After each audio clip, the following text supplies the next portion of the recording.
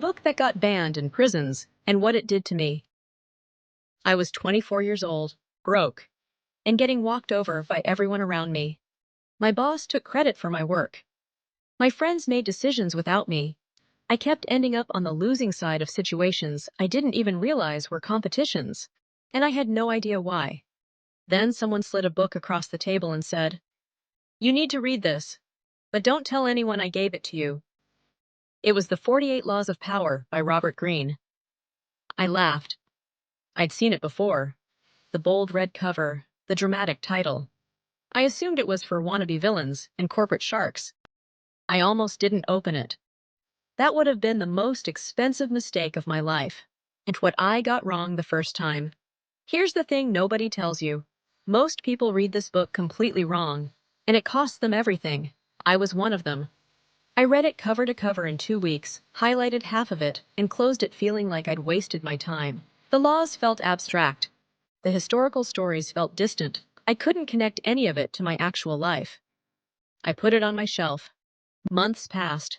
Then a conversation changed everything.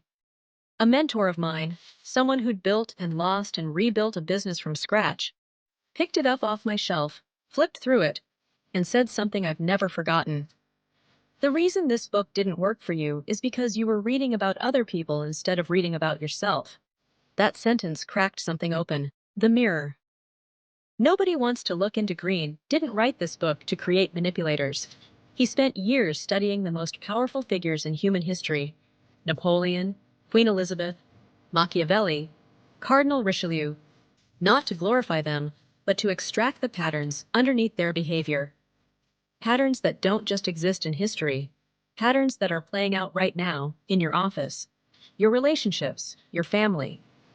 The laws aren't prescriptions, they're observations.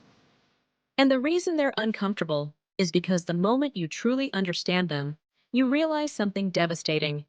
You've been on the wrong end of several of them your entire life, without knowing it, without having the language for it. That's the mirror. And most people drop the book the second they catch a glimpse of themselves in it, the method that changes everything. So here's how you actually read it. Don't start at page 1. Not yet. Go to the table of contents. Read through all 48 laws. And pick the 3 that make your stomach drop.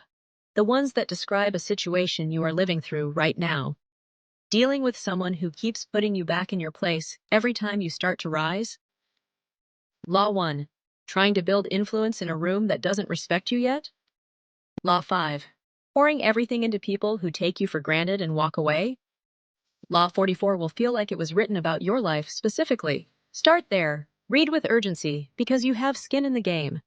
Then, and this is where it gets uncomfortable, stop thinking about the other people in your situation. Stop analyzing your boss, your rival, your ex. Turn the lens on yourself. Ask, where am I violating this law right now? Where am I giving away power I don't even realize I have?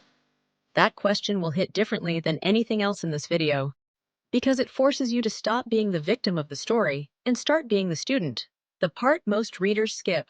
Every single law in this book has a reversal. A section Greene wrote specifically to show you when not to apply the law. And most readers blow past it like it's a disclaimer at the bottom of a contract. It's not.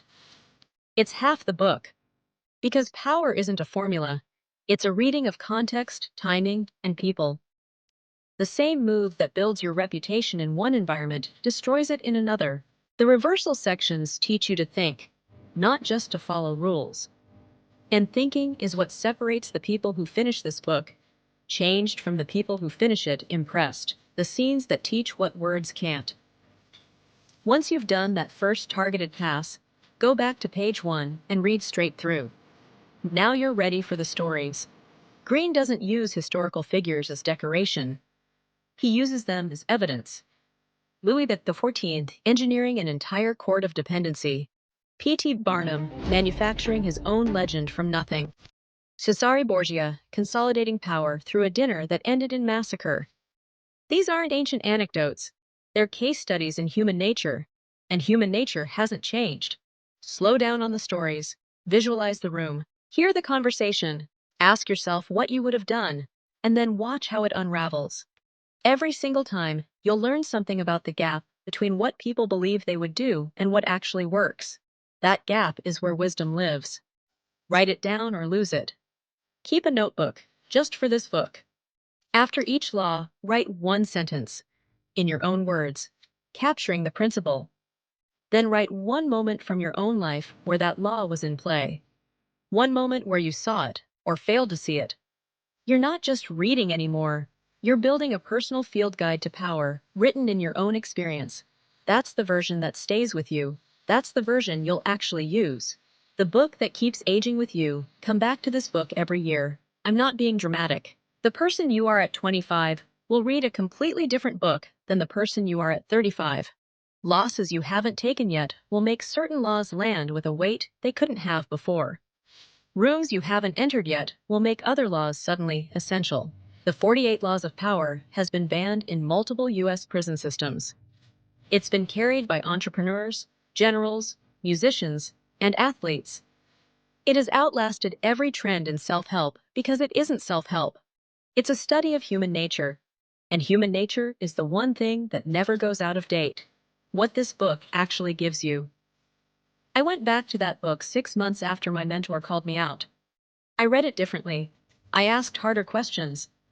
I wrote things down I wasn't proud of. And slowly, not overnight, not in a montage, I stopped being the person things happened to. I started understanding why rooms shifted the way they did, why certain people always seemed to land on top, why I kept sabotaging my own position without realizing it. The book didn't make me ruthless. It made me clear.